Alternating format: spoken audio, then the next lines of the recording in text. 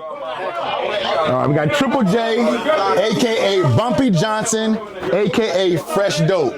You done been with Def Jam, Slip and Slide. You done been with multiple labels. Some people might even think that you too old. You out of the game. You washed up. Yeah, they say that. They say that. What made you drop this album and why now?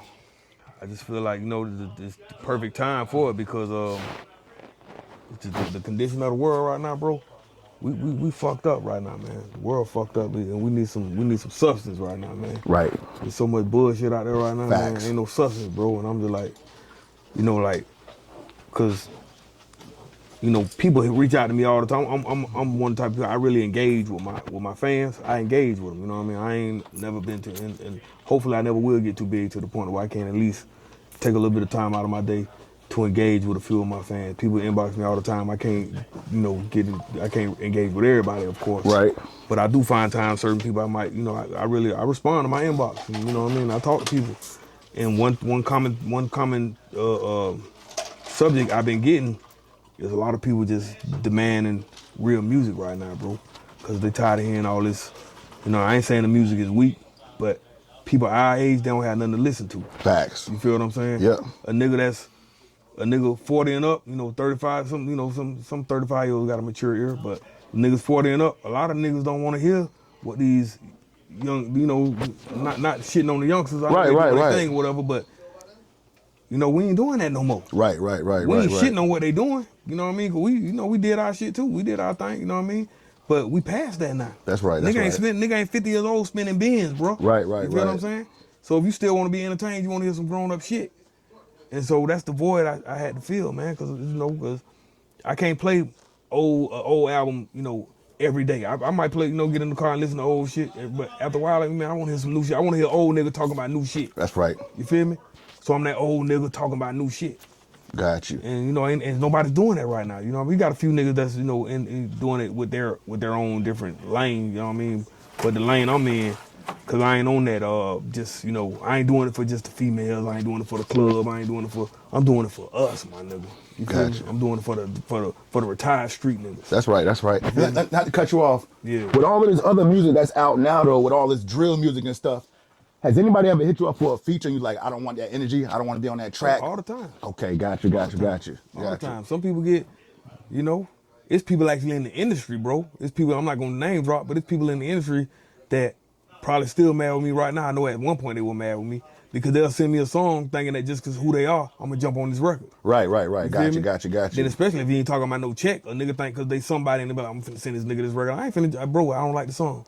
Got you. But I've respectfully let them know, yo, can you send me another record? You know what I mean? I think I'll do better on another, you know what I mean? Niggas take that personal because nigga ain't just jumping on their shit. Right. But if I don't like the record, especially if you ain't paying me, I'm not going to get on the record, bro. That's right. You feel me? Now, of course, if the right person hit me up and and it ain't got to be about money if it's the right situation, but I still got to like the record. Gotcha. I don't give a fuck who it is. I got to like the record, bro.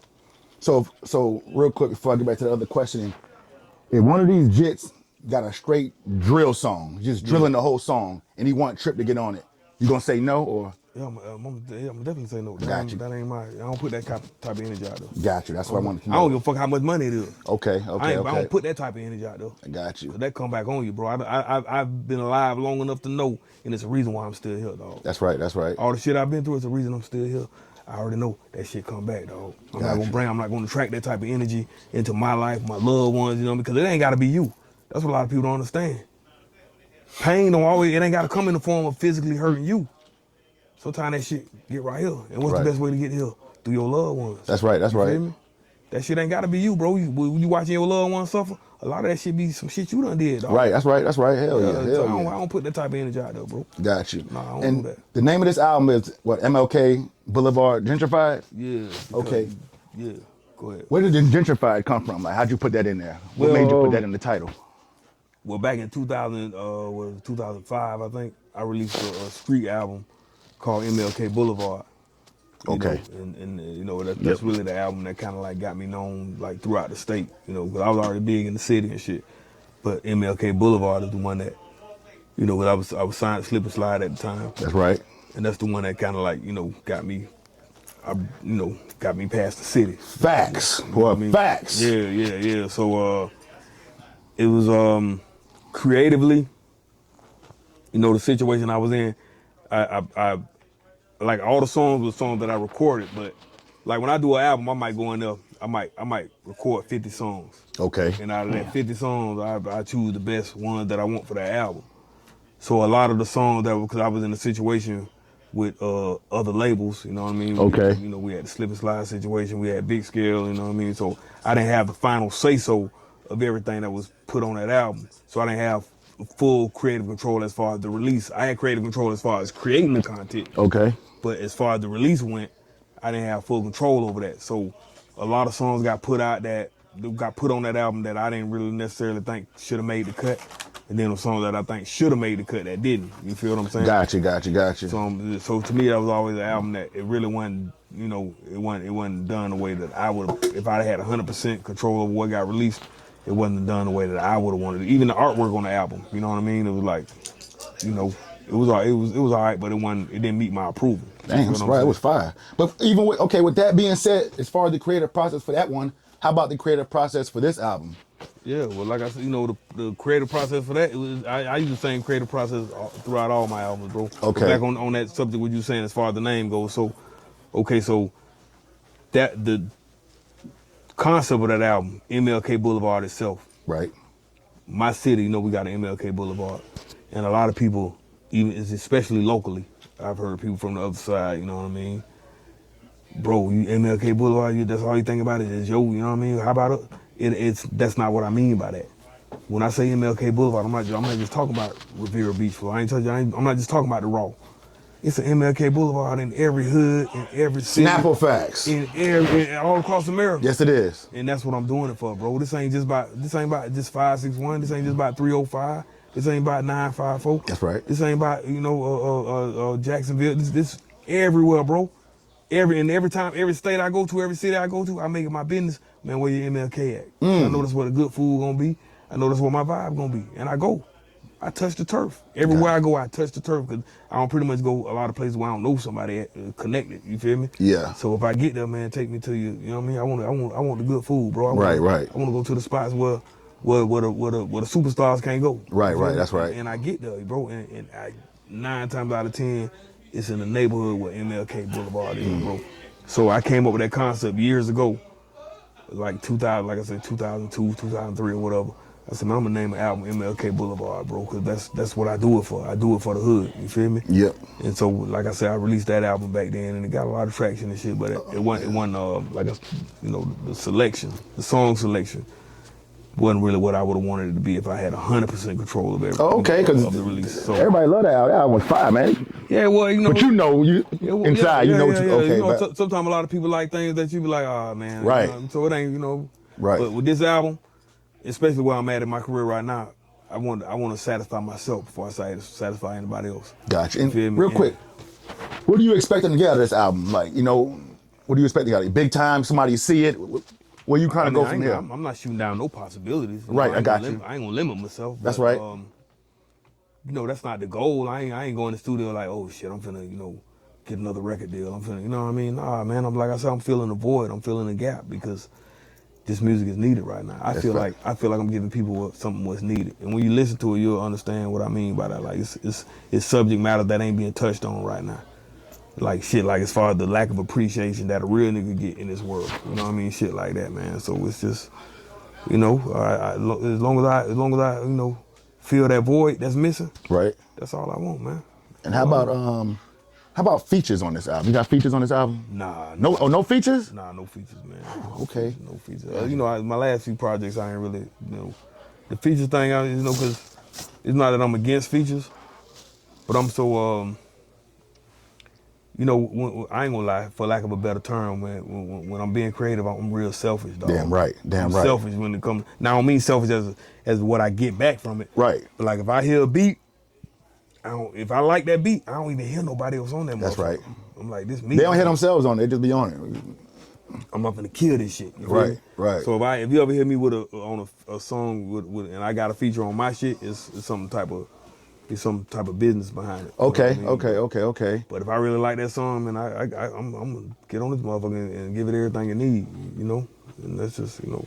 And how about the beats? Who made the beats? Who you work with on this one? I got multiple people. Of course. Well, let me start off with Tone Capone because that's the nigga that brought me into the game. You know, I met Tone back in like 96, 97 or whatever. But that's the nigga that made I Got 5 on it. Okay. Yeah, got you. So when I got ready to work on this album, I told myself, man, I want to fuck with every producer. Not every producer I ever worked with, but certain producers that are what I call pillars in my career. You feel what I'm saying? People that made a significant difference in my career. So I reached out to Tone. I was like, "Oh, I need at least one from you, dog." You know what I mean? So he sent me one. Shout out to Lil Ghetto Boy Music. That's my dog label. Then Shife, of course. And since I met Shife, I think Shife, since my third album, I think, I've never done an album without a Shife beat. Oh, okay. Even if it's just one or two, you know what I mean? Every album I've ever done had at least 1 or 2 Shife beats on it. Gotcha. So he's one of my go-to guys, you know what I mean? So I got him on here. Then, of course, everybody know more recently, 1040. He been pretty much hauling up all my production. So gotcha. Okay, 1040. Right. Very familiar with him. Okay. Castro beats, you know what I mean? Another nigga. Oh, yeah, Castro. Yeah, he used to be with Gabe. Yeah. Yeah. So Castro did one on it. Actually, I recorded a few off Castro album, but like I say, everything don't make the cut. Okay, I got you. So one of his made the cut. You know, fire as fuck too. But yeah. How would you describe your style of rap? Old school, gangster, trap? How would you categorize it? Well, my style of rap ain't so not so much my style of. With this, I got different styles of rap. You know what I mean? I don't really put myself in a box. But with this album in particular, if you mean by for this album, yeah, I would say it's Southern Soul, man. Okay, I like that. Soul. I like that. Yeah. It's Southern Soul. Okay. Like it's real heavy. Like I purposely went in. Like even the producers I was working with, I was like, man, if that shit ain't no sample, I don't even want to hear it, dog. You feel me? Cause I went back in my motherfucking childhood with this shit, dog. Right. I went back in my bedroom listening to my mom and daddy banging that shit. You know what I mean? That Betty Wright, that Marvin Gaye, that motherfucking Al Green. You feel what I'm saying? Right. That's shit I grew up on, bro. And I reached back into that era with it. I purposely went back into that era with this album, dog. So. There was a lot of beats that niggas was sending me. I was like, yeah, that's fine, but it ain't for this project. You Got you. MLK Boulevard had to be, you know, when I think of MLK Boulevard, I'm thinking of, you know, like I say, the hood from me growing up, the era I grew up in. That was the MLK. The Gentrified is me putting my new twist to it. Got you. Makes sense. Okay. Yeah. I got you. Yeah. And how about videos for this album? You got any songs you doing videos too? Man, I'm dropping video for everything. Everything will have visuals. Okay, got you. Yeah, it's too easy now. Why not? And what's gonna be the setting of some of these videos? Ravira, like what's that? West Palm, Miami? I mean, you know, it's no necessarily like right now you can do 10 videos for one song. Right. Driving content, bro. It's all about the content. Got you. You know what I mean? And you ain't got to put a whole lot of effort into videos no more. Look at this shit now. We used to pay $10,000. What the lick read? I paid $10,000 for that. Well, not me, but the label I was with. Right. Paid $10,000 for that video, bro. That's crazy. You ain't gotta pay that kind of money for no video no more. Right. You know what I mean? Ride around and just you can do that shit with your fucking iPhone now. Right. Yeah, we ain't doing all that no more, man. And who are you trying to reach? Like who's your target audience? If there is one. With this project? Yeah. I mean, I'm not excluding nobody. Whoever wanna fuck with it can fuck with it. That's right. Like I said, when I went in the studio, I had myself in mind. Because here's my thing, bro.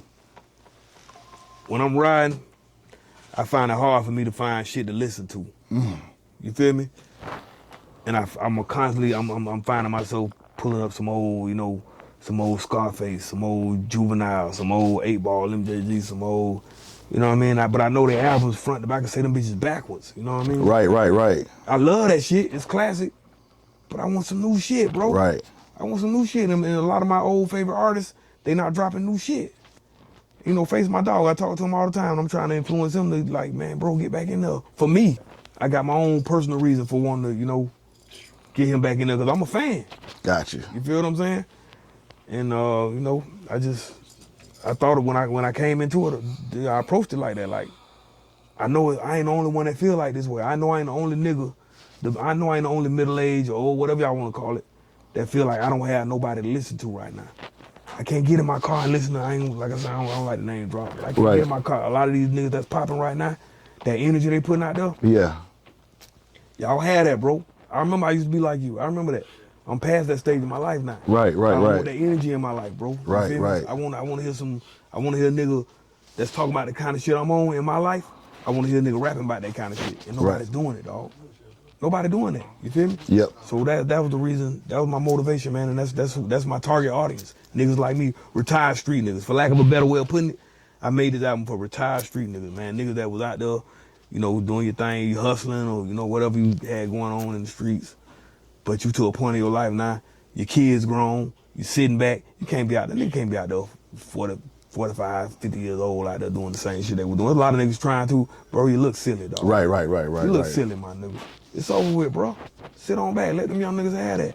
But guess what? We still alive, though. We still need to be entertained, right? Right. We still like to have fun. We still like to go to the club and look at beautiful women or whatever we got going on. So that's what this album is for, bro. This album is for niggas like me, niggas in my age group of niggas that feel like nobody else is representing them. That's what I did this for. Gotcha. And as far as this album go, getting in the studio and stuff, what's a typical studio session for Triple J? Like, what gets you going? What you drinking on? What's your vibe like? Oh, what you mean as I'm working? Yeah, as you working. This gonna surprise a lot of people because you know I love to party. You know what I mean? But when I'm working, I'm straight like nothing. I don't even like people in there. Like unless you got something to do with this song that's being made, I don't even want you in the studio. Like I don't need no bunch of girls out there just hanging out for no reason. I don't need no niggas just there because they my homeboys. Gotcha. Like you don't have nothing to do with this song being made. So a lot of times when I'm recording, ain't nobody but me, the engineer, and the producer in there. And I ain't no drugs, no alcohol, no nothing. Now when the shit is over with, when we listening and vibing, hey, we hanging out. We we vibing to it. But when I'm in work mode, I take that shit so serious, bro. I'm like a doctor in that bitch when he getting ready to perform surgery. That's how I am when I go in that booth, dog. Like, nah, we ain't playing no games, dog. So, gotcha. Yeah, I don't want no drugs, no alcohol, no nothing. We straight serious. I don't even want, like I say, just me, the engineer and producer. That's it. And how many tracks on this album? This one is did 13 songs. I got a couple skits. Okay. I mean, got some funny ass skits, you know. But yeah, 13 songs. So 15 in all, 15 tracks. Okay. I know the people want to know this one. You known for your wordplay. Everybody know you known for your wordplay. Yeah. The people want to know, is that same kind of wordplay on this album? Like, I get the phone. Hello, who this? That nigga say Trip a song. Like, is that same kind of wordplay in this album right here? Man, listen, let me tell you something, man. Cause I know what it is, but the people want to know. If you're a Triple J fan of the wordplay, you're gonna be mesmerized. No, facts. You're gonna be mesmerized. Well, you heard. Hell yeah. Hit that like button, man. Facts. You're gonna be mesmerized, dog. Like, Yeah. I surprised myself with this one. Like, sometimes I really be like, damn, where that shit came from? I'm Right. gonna tell you the truth, I don't know where that shit be coming from, bro. I don't know where it be coming from. Like, I sit down and when I go to listen to this, and I still write. Okay, I was gonna ask you that. What's your process? Okay. I don't write every song, you know what I mean? But sometimes I hear a beat and I'll be like, nah, I can't go in there and just play with it. I gotta really write this shit. So Okay. when I get in write mode, like that shit be, and I might write some shit down and, you know, ride around with it for a little while. Cause I put a beat in my car and be playing it. And you know what? No, I'm gonna change that. I was gonna say this, but I'm gonna say this sound more dope than that. You know what I mean? Right. And I might even record some shit, listen to it a little bit, come home and marinate on it. And be like, nah, I gotta go back in there and change that line. I'm gonna say there might be one line I might just want to change, but it makes a difference. You feel what I'm saying? So I'm real meticulous about my wordplay, bro. But like I said, I'm saying that to say this. If you into the wordplay shit, especially if you're a Triple J fan because of my wordplay, man, you gonna be mesmerized by this shit, bro. And T-Red said something earlier that made a lot of sense. What'd Like, he say? I'm gonna be honest, when I came in here, I'm like, okay, I know Trip shit gonna be fire. It's gonna be hitting. Yeah. But I'm like, but I don't think it's gonna hit like the old shit. Yeah. But when I start listening to it, the shit is hitting like better. And T-Red said you got better. Even though you already superb, you done got more superb. I'm telling y'all right now, right in the camera, this album right here, he did not miss a beat. Y'all probably thinking like, okay, Trip old now, you know, maybe it don't sound like it used to sound. Maybe it ain't 2001ish or whatever. No, this shit is fire, y'all. I'm telling y'all straight up, this shit is fire. You're gonna be mesmerized by the wordplay. Let me tell y'all something real quick. We'll separate the Trip from the rest of these rappers down here. And no shade to nobody, but his wordplay and his bars. I'm not saying, I'm originally from New York, but I grew up on bars and stuff. He has the bars, he has the wordplay, and he's still a Southern rapper. That's what I'm saying. A lot of these people that's rapping now, they got no wordplay, they got no bars. They just talking. That's what separates them. But see, I grew up on that though. Like you say, New York.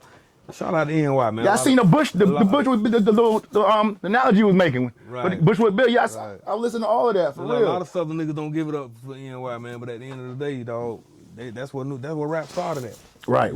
And I remember the birth of hip hop. Like when they just had their 50th anniversary, or 40th, 50th anniversary a few years ago. My first rap tape was Run DMC 30 Days. A lot of motherfuckers don't even know that song, you feel me? But that was the song that made me like, damn, what the fuck is this? I want to be a part of this. Right. You feel what I'm saying? Yep. So that's all we had back then was New York. Right. So of course, That's a fact. So when I started rapping, I developed I prided myself on being real keen on that wordplay, man, because that's what them niggas up top was doing, you feel me? And so by the time the South got in the game, you know, ironically, dog, that's why see Face the same way. He's a real, you know, he's lyrical, but he's Southern with it. You feel me? Got you. So that was the first nigga I heard from the South that was like, damn, boy, this nigga, he rapping with my accent. Right. But the nigga, his wordplay is like them niggas up top. You feel me? That's exactly what I always noticed. And bro, that was the nigga that he don't even know. That's my nigga. Like I said, that's bro. You feel me? Yeah. Anybody that know me know that's bro. To this day, he don't even know how much he's inspired me as an artist. You feel me? This go beyond from the point of me and him just meeting each other and shit. Okay. Like growing up before I even knew him, this nigga was literally my favorite rapper. Him and Ice Cube. Gotcha. So it's like, you know, it was only right for me to develop myself as a lyrical artist. I pride myself on lyricism, bro. Like it ain't just what you say, it's how you say. How you say it, that's a fact. Because this is an art, man. This is art. This is art, bro. It ain't, you know what I mean? A lot of people don't look at it like that, but to me, this shit is a real art, bro. And I know you said that this album right here, you mentioned you got no features on this album. Yeah. With that being said, though, with all the rappers that's out now, whether it's local, whether it's global, who wouldn't you mind working with? One person. One rapper that's out right now that you would not mind working with. You mean as far as the young cats go? Yeah, as far as the young cats go. Oh, man. It's a few of them that I like. I like what they do artistically, but I ain't gonna lie, bro. And see, this is why I don't like getting into the I think right now, what's fucking a lot of shit up, we're exposed too much to people's personal lives. Cause a lot of these young niggas, I be listening to the music, I be like, damn, this nigga here, all right, my nigga, you know, I ride to him and shit. Then 2 weeks later, you see some shit, some sucker ass shit they did. Right. Got you. Fuck your whole opinion of the nigga. Right, you feel me? right, So I ain't gonna even say no names, but there's a lot of niggas who I like their music, but then I find out like, God damn, this nigga did that. What kind of nigga is he? Right. Man, fuck this nigga. That make you don't even want to listen to his music no more. Right. You feel me? So I ain't gonna say no names about nobody who I would like as far as young right now who I would like to work with. You know what I mean? But it's a lot of young niggas who music I ride to and listen to and shit. Okay. But as far as working with you, I don't really want to work with you, bro, if you want some shit that I don't represent. Got you. Man, and if you're doing some shit that's been exposed, you know, through social media, even if this shit ain't true, if it look like it's true, I don't want to fuck with you, bro. I got you. Yeah. And when you doing this music, and you in the studio and stuff doing this music, and you all done, you done dropped your album before anybody hear it, do you already know it's fire, or do you need the opinions of the people? Nah, I don't need nobody. You don't need nobody. You already know. But I might ride to something for a couple of days, like I said, because I dropped some shit. I ain't gonna necessarily say it's fire just because I recorded it. Okay. I might drop some shit and ride to it a couple of days and be like, nah, this ain't it. You'll never hear it. You'll never hear it. Like I say, when I go in the studio to do an album, I might record 50 songs. You might only hear 15 of them motherfuckers. Okay. You know what I mean? Because to me, it didn't make the cut. And as far as the index of songs go on the album, is there a special way?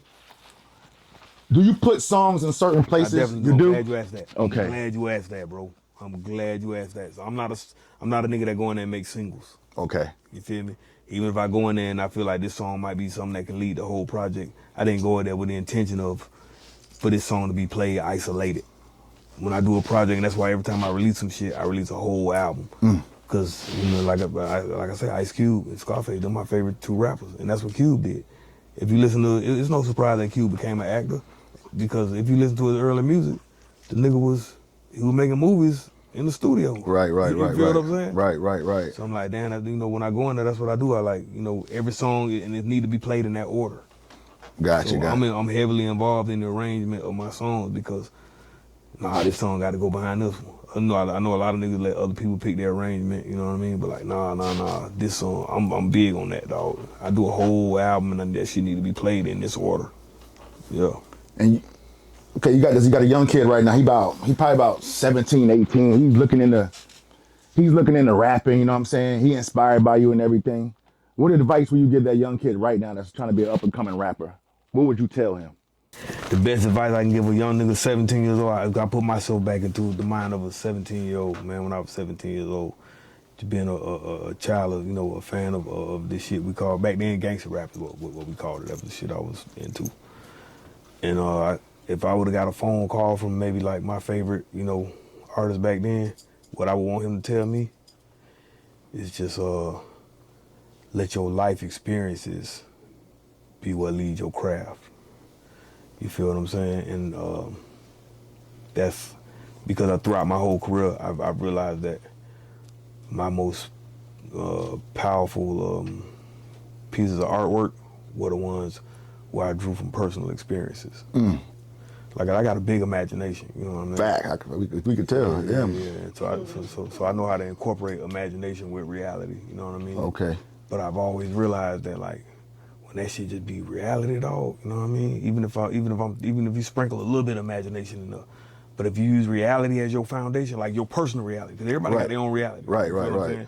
But if you use your personal experience, your personal reality as your foundation, bro, your music is gonna be so it's just gonna be felt, bro.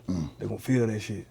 They're gonna feel that shit, dog. So don't get caught up in what's going on as far as trends and all that shit. Right. So that would be my advice to any up and coming artist. I ain't nobody to give advice because who the fuck am I? You know what I mean? But if it is somebody that just want to hear what Triple J got to say as an artist, that's what I tell them, man. I be like, man, just rap your truth, bro. Rap your truth, my nigga. Don't worry about what these other niggas own, what they talking about or whatever. Rap your motherfucking truth, bro.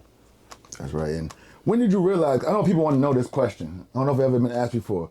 When did you realize that rap was your calling? How old was you when you was in the mirror? Like, I want to rock right now. I'm rock bass and I came to get that. What age was you doing that? When you said, okay, before everything came out, what age was you? Okay, it was a gradual process, bro. Cause like I say, Run DMC, when I had my older brother, he was we used to play around writing raps and shit. And he brought his Run DMC tape home one day, and I heard that song 30 Days. And it was kind of new, but we grew up in a house. But my dad had fucking a PA system in the house, Gotcha. A music system in the ceiling. It's like I really grew up in a musical household. Okay. My dad was a wedding, so he used to sing at people's weddings and shit. You know what I mean? Okay, gotcha. My mama was a big like Marvin Gaye. Like every time Marvin Gaye came to town, Betty Wright. Matter of fact, her and Betty Wright she was friends with Betty Wright. Okay, gotcha. Relationship. So I grew up around music. You feel what I'm saying? So when my brother brought this tape home, it was kind of new, like, damn, this is a different type of genre. Like, I didn't even know the word genre meant. Right. But I know it was music, but these niggas ain't singing, they talking. And they making their words rhyme, and they kind of, you feel me? Yeah. And I was just drawn to that shit, dog. So I wrote my first rap when I was in the 4th grade. Damn. I don't even know if we was calling it rap then. It was just, to me it just sounded like some niggas from Stony Brook on the fucking record. Making words rhyme. Right. So I wrote my first rap off that, man, and every time a talent show came, I was the rapper, and I usually, first, second place in the rap contest. I mean, in the whole talent show. Like even if niggas was singing or dancing, right, I would get first or second place, with rapping. So by the time, I think maybe when I think was, what made me realize I wanted to do it as a profession, because growing up, I realized school wasn't really for me. Like, not saying academically, I didn't have the wits, because I made pretty good grades, but the whole program, I didn't like the program of schooling, you feel me? Okay. And I hated school, dog. I hated school. So when I think back at it now, a lot of times, I got kicked out of damn near every school I went to. And when I think back at it now, I probably was trying to get kicked out of them schools. I just hated school that much, you feel me? And so it was pretty early on when I realized I wasn't gonna be no doctor. Gotcha. I wasn't gonna be no scientist, nothing. Anything you had to have a degree for, I knew that wasn't gonna be me. So I felt kind of lost, like, around maybe 15, 16, I was kind of lost, you know what I mean? So I was just in the streets, just floating around with no direction, no nothing, you know what I mean? But I saw I was a big Ice Cube fan, like I said. And I remember Ice Cube, he did an interview on one of them, I think, MTV, one of them shows, I can't remember. Right. But he did an interview, like this nigga was a nationwide, everybody knew who Ice Cube was, but this nigga did an interview and he was in his bedroom in his mama's house. You feel me? But that didn't strike me as odd because I didn't figure him to live no other kind of way. Okay, I got you. How he rap, like he hood niggas are like us. He still living on with mom and daddy. You feel me? Then like maybe a year or two later, the next interview I seen, this nigga was rich. You feel me? And that's when it hit me. I'm like, damn, this nigga really made a lick, cause we was rapping just for, we weren't thinking about we could really make a living off this. But when I saw like, damn, this nigga really made a living doing this shit. And I can do this. I'm good at it. Right. So it was at that moment, bro, when I realized this is what I want to do, dog. So I say I may have been probably 18 when I realized, like, yeah, I want to be a rapper.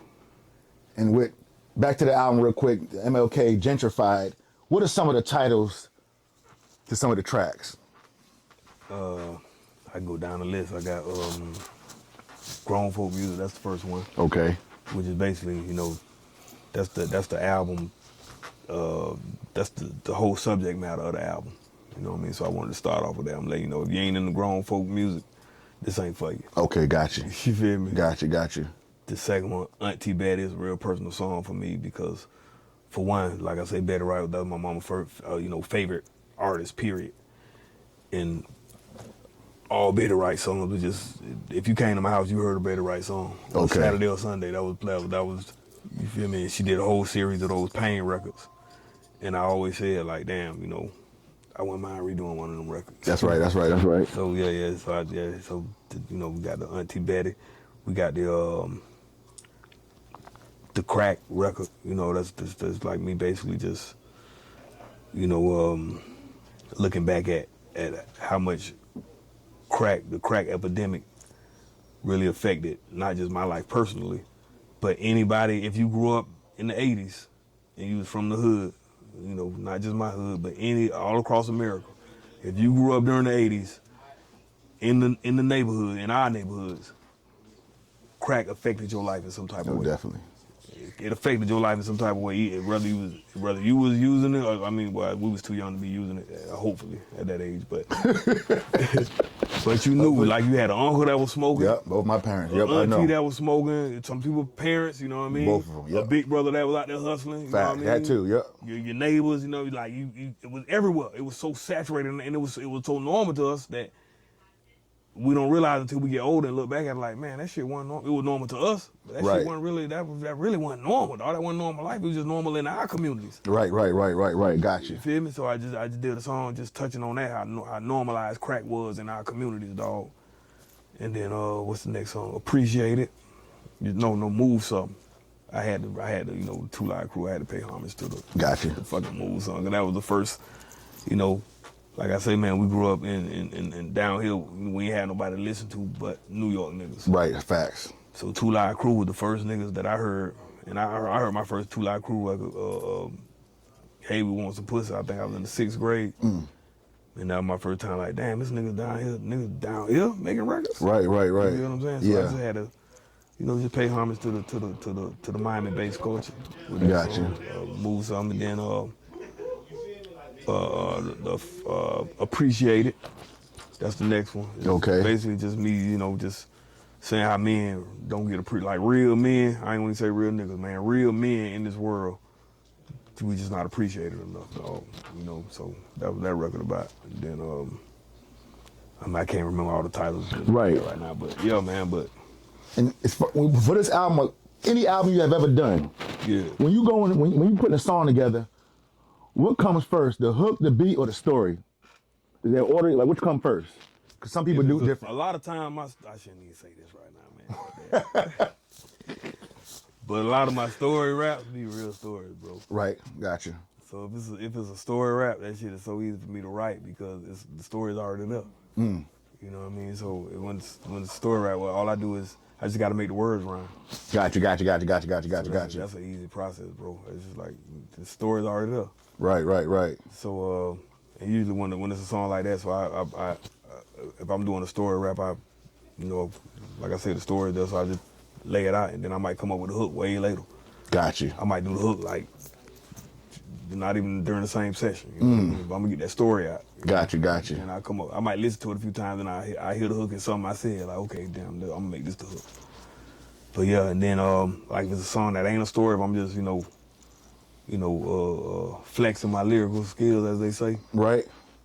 I might make the hook first. Okay. You know what I mean? And I base the song off the hook or whatever. I mean, it all really depends. I don't really have a set as far as creatively, as far as building the song. I don't really have a set formula to that. Okay.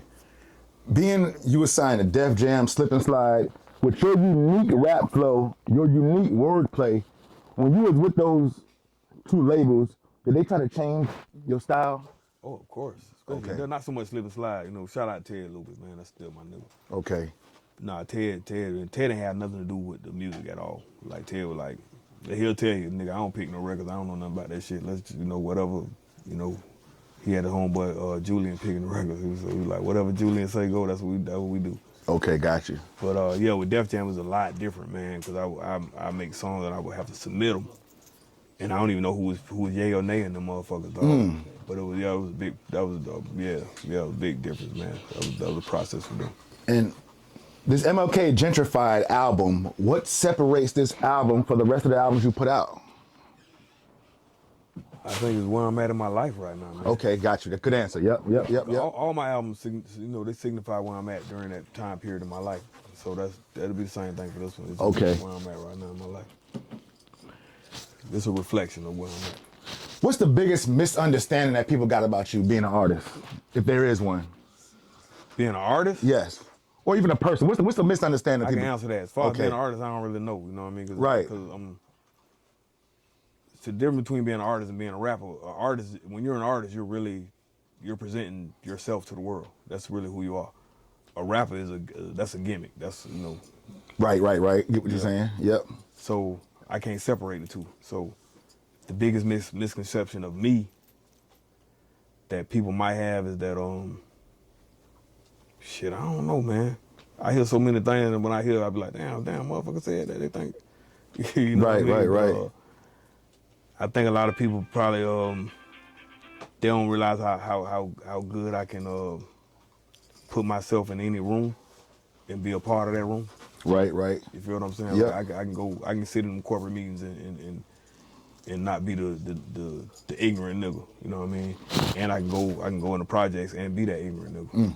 You feel what I'm saying? So a lot of people they probably just from looking at me on outset might just feel like I'm just a street nigga that don't know how to turn that shit off and be corporate when it's time to. But I ain't of course. I've been in the rooms, man. Okay. I've been in the room with Leo Cohen, Kevin Lyles. Them people know me. Okay, got you.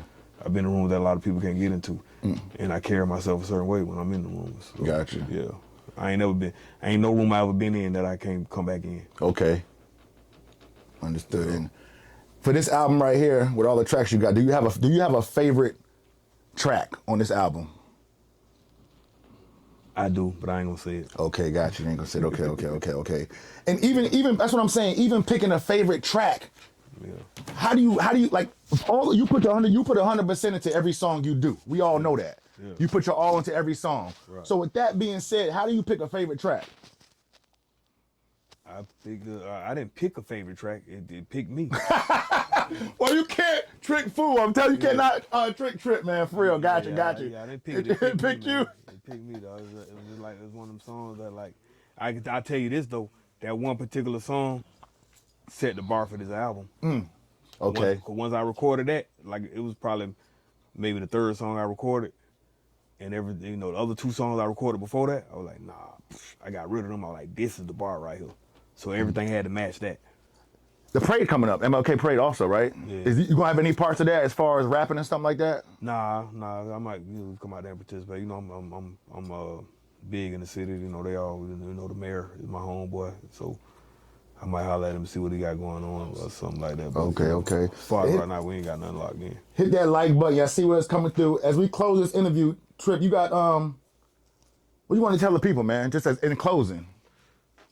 Man, just thanks for rocking with your boy, man. Anybody that been rocking with me throughout these years, let me just make sure personally, I want to thank my fans, bro.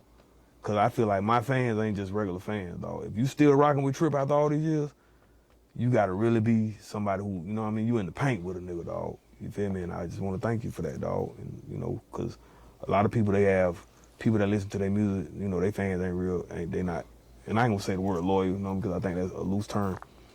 But I feel like my fan base, they really fuck with me. No, they do. They Definitely, fuck with me, definitely. Like I still make money off streams and Got you. downloads, and there's a lot of niggas been rapping this long that can't do that, bro. Right, facts. You know what I'm saying? So, yeah, man, if you fuck with Triple, I fuck with you. Salute. For sure.